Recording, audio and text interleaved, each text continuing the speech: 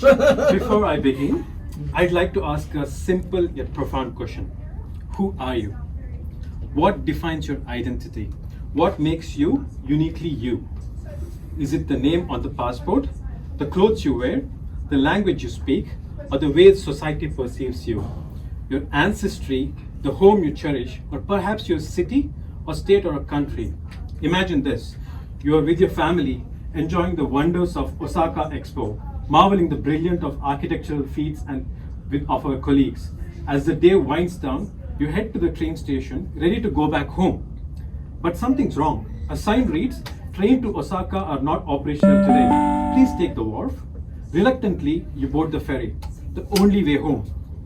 But mid-journey, the ferry halts near an Ladies and unfamiliar gentlemen, this island. is your The captain captain voice speaking. accused. Due to technical difficulties, we are docking here. You look around, no other boats, no cell service. Your only option is to walk to the nearest wharf and hope someone will come and help you. Suddenly, you're lost. You're stranded, helpless in a foreign, unfamiliar place. In the moment, you've become one of the 120 million displaced people in the world. Caught in limbo, desperate for refuge, aching for a place to call home. You are at the mercy of strangers, hoping someone will come and see your plight, hear your cries, or extend a helping hand. This is the heart of my thesis, an exploration of displacement where the visitor is thrust into an emotional and physical experience of being displaced. The site becomes the antagonist, an unyielding force pushing you into uncertainty, while you, the visitor, becomes the protagonist, living the story of the displaced. At its core, displacement is crisis of identity and belonging. What's the identity of the displaced? Is it merely a statistic? 1 in 69 people around the world are displaced. If displaced people formed a nation, they would be more populous than Japan. But their identity is more than number. Displacement unfolds in 3 stages. First, there is an event that separates someone from their home. Then comes limbo of journey, where they search for refuge, and finally emergence from displacement, if you're lucky enough to find a place to settle, that is. So identity. The displaced have transitional identity, fluid, collective, and temporary. It's an identity defined not by the personal traits, but by the circumstances. You're only called displaced during the time of displacement. Once you find stability, the label fades. When we think of refugees, we rarely think of them as individuals. Instead, we picture faceless masses, a collective without a personal identity. But the displaced do have defining characteristics. Resilient, yet vulnerable. Resourceful, but often marginalized. They're also isolated, traumatized, but still hopeful and adaptable. These traits can be divided into 2 different categories. One which is objective, which can be seen and measured, like the external conditions, and the subjective, deeply personal emotions like fear, longing, and hope. In my design, these characteristics will come to life. The pavilion will express objective through materiality and aesthetics, and the subjective through immersive experiences, forcing the visitor to walk the emotional and physical journey of the displaced. In this space, you will not just observe, you will become the displaced. The main aim of the thesis is to represent the nation of people who do not have a nation. This, the displaced. The anti-pavilion becomes a space for reflection and empathy designed to convey the identity, emotions, and struggles of the displaced. So the site. The site of the pavilion is situated 1.7 kilometers from the Osaka and on artificial island, accessible only by boat. Isolated by sea, currently under construction, this island serves as a landfill where internal water bodies are being filled with ashes of waste. Heavy machinery and cranes dot the landscape. Tetrapod seawalls surround the island, shielding it from fierce winds that sweep in from 3 directions. These winds, combined with heat during the Osaka Expo, will create a harsh but challenging environment. The journey through the space is divided into 3 distinct parts. One is entry, limbo, and departure, each evoking unique aspect of experience of displacement. Entry. The journey begins as a boat transporting visitor breaks down, simulating the onset of disaster. This moment marks the start of emotional, physical upheaval of displacement. The entry is marked by structure called memory, which serves an reminder of what is left behind, triggering a reflection of life that has been disrupted. Limbo, the middle section of that represents uncertain, suspended state of the displaced, divided into three camps: no man's camp, camp of enlightenment, and detention camp. Each camp is separated by barbed wire fences, evoking harrowing imagery of Auschwitz concentration camps. The camps are linked by two bridges, one narrowing and other industrial bridge used actively in site construction. Transitional zone. As visitors pass through this last camp, they enter a transitional zone inspired by demilitarized zones such as between North and South Korea. This zone serves as boundary between limbo and the final stage of displacement. It is no man's land, barren yet tense, symbolizing the final phase before the resolution is reached. Departure. The final phase of journey is departure, located at a wharf where visitors wait for ferry, symbolizing a hope of returning home and moving forward. A pier stretches the journey towards the wharf, delaying the actual moment of departure.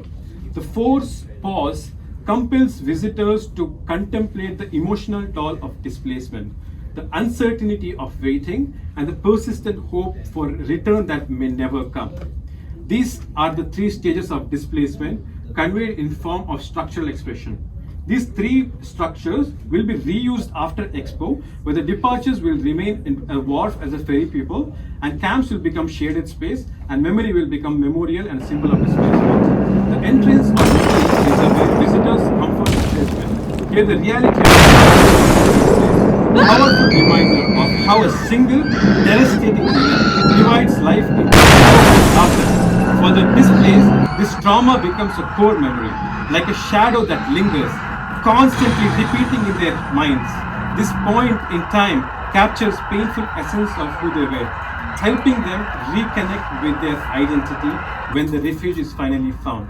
Around the world, cultures share traditions of leaving behind personal tokens, marks that say "I was here," locks on bridges in France, or threads tied to trees in India, or signature etched on wall. Each carries a story, a memory. This concept inspires the memory structure where visitors can leave a token, a personal belonging with their name, comment of the disaster that displaced them, their life jacket which they came with. These collective memories build symbolic weight, representing both personal identity and the trauma of the forced displacement. Over time, the visitors add their memories. The structures grows top heavy, symbolizing overwhelming weight of despair and loss borne by displaced. But when the expo ends, the structure will be flipped, symbolizing the release of burden as the displaced find refuge and reconnect with their identity. Crafted from metal, the structure is a haunting reminder. Visitors are encouraged to hang their life jacket upon it, evoking a sense of eerie feeling as if the structure is, as if someone were hanged there, silent, helpless, suspended in time.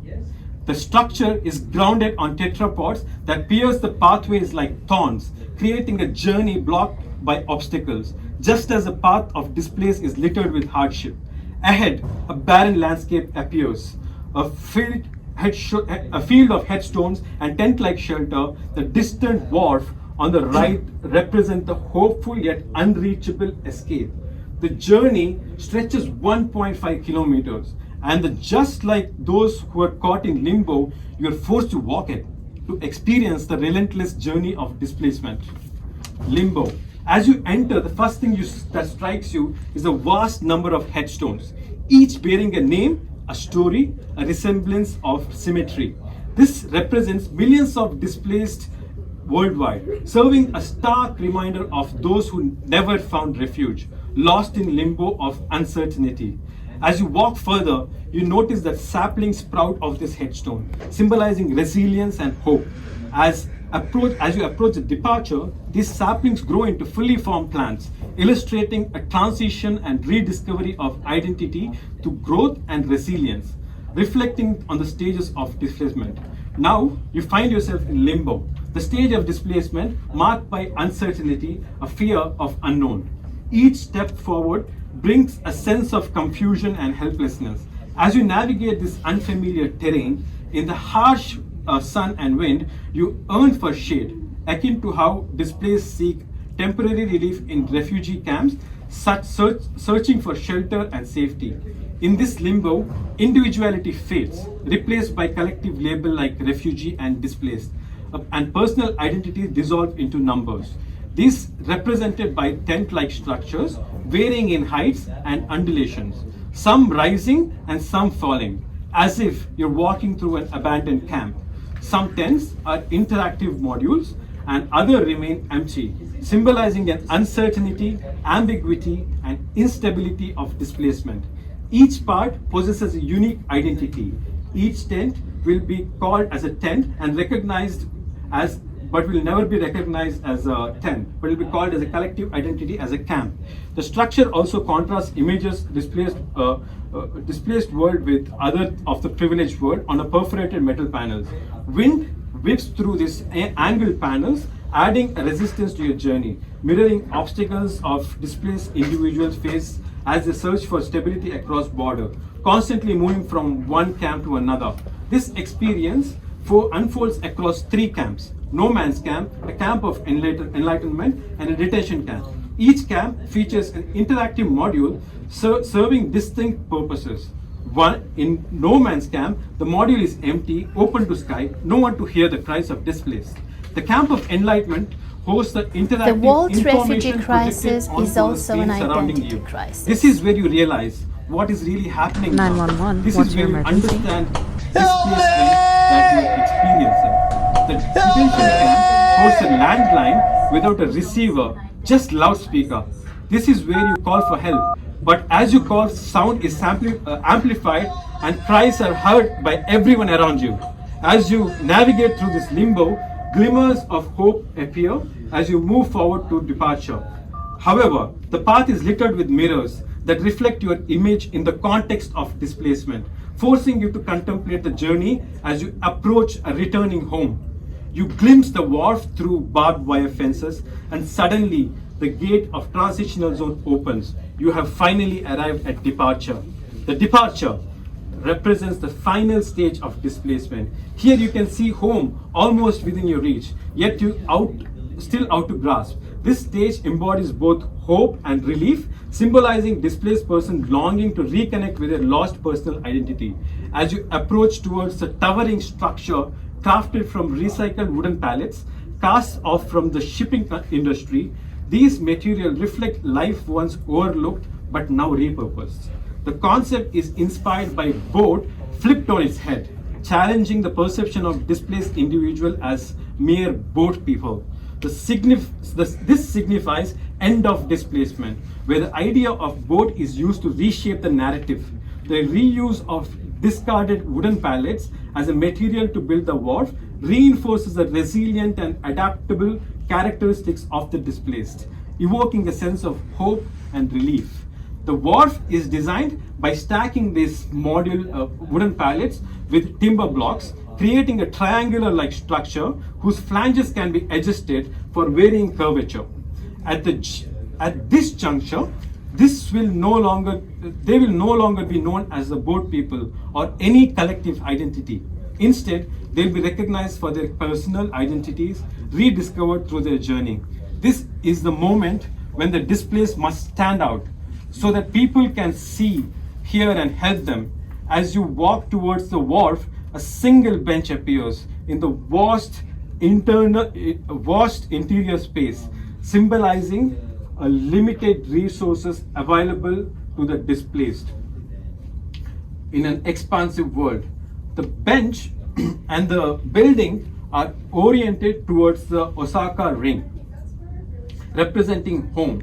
As you wait for the ferry, you're compelled to contemplate everything that has transpired, yearning for home, which is just an arm's length away, but you are separated by sea. The only way out is through help from strangers. As the sun sets, you notice that a small object approaching from the horizon. In a moment of happiness, you wave your hands, realizing someone has finally seen you, acknowledged your existence, and is reaching out to help to return home. The world we live in is not kind to the oppressed. It subjugates them, then ignores them. Prophet Muhammad once said to speak up when you see oppression. This thesis was my attempt to speak about the oppressed. Thanks for listening.